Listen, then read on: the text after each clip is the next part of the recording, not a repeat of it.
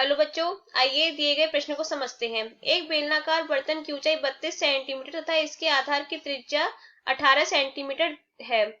यह रेत से भरा हुआ है। इस बर्तन को फर्श पर उलट देने पर रेत का शंक्वाकार ढेर बन जाता है। यदि शंक्वाकार ढेर की ऊंचाई 24 सेंटीमीटर हो तो इसके आधार की त्रिज्या ज्ञात करनी है। तो आइए इसकी मुख्य अवधारणा पर चर्चा करते हैं।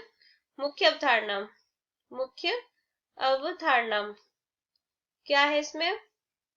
इसमें बेलनाकार बर्तन की ऊंचाई दे रखी है h1 इसे h1 से प्रदर्शित करेंगे। h1 बराबर 32 सेंटीमीटर और बेलन की जो त्रिज्या है वो 18 सेंटीमीटर दे रखी है, यानी कि 18 r1 बराबर 18 सेंटीमीटर।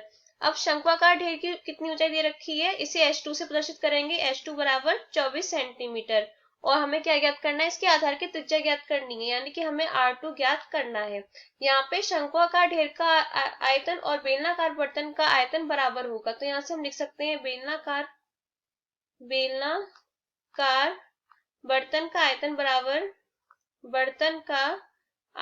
बराबर शंक्वाकार ढेर का आयतन।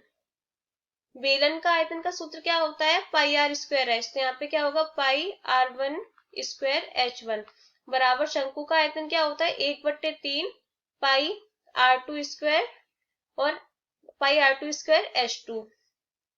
तो यहाँ से हम पाई से पाई काट देंगे और सभी के मान रख देते हैं। r1 का मान कितना है, 18 का वर्ग हो जाएगा। यहाँ पे h1 का मान कितना है, 32 बराबर 1/3। r2 का मान कितना है, r2 का मान तो हमें निकालना ही है, तो r2 स्क्वायर ये हो ही जाएगा ना, और h2 का मान कितना है, 24। तो आइए यहाँ सरल कर लेते हैं इसको।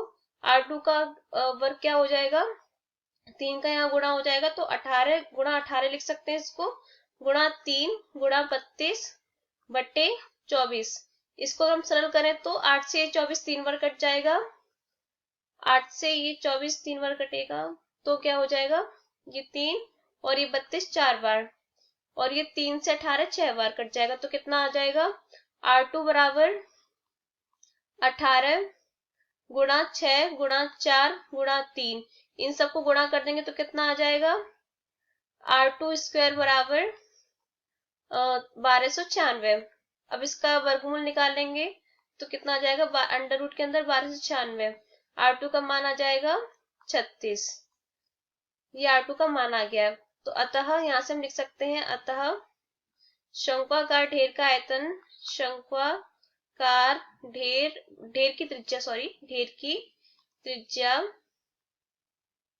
36 सेंटीमीटर है।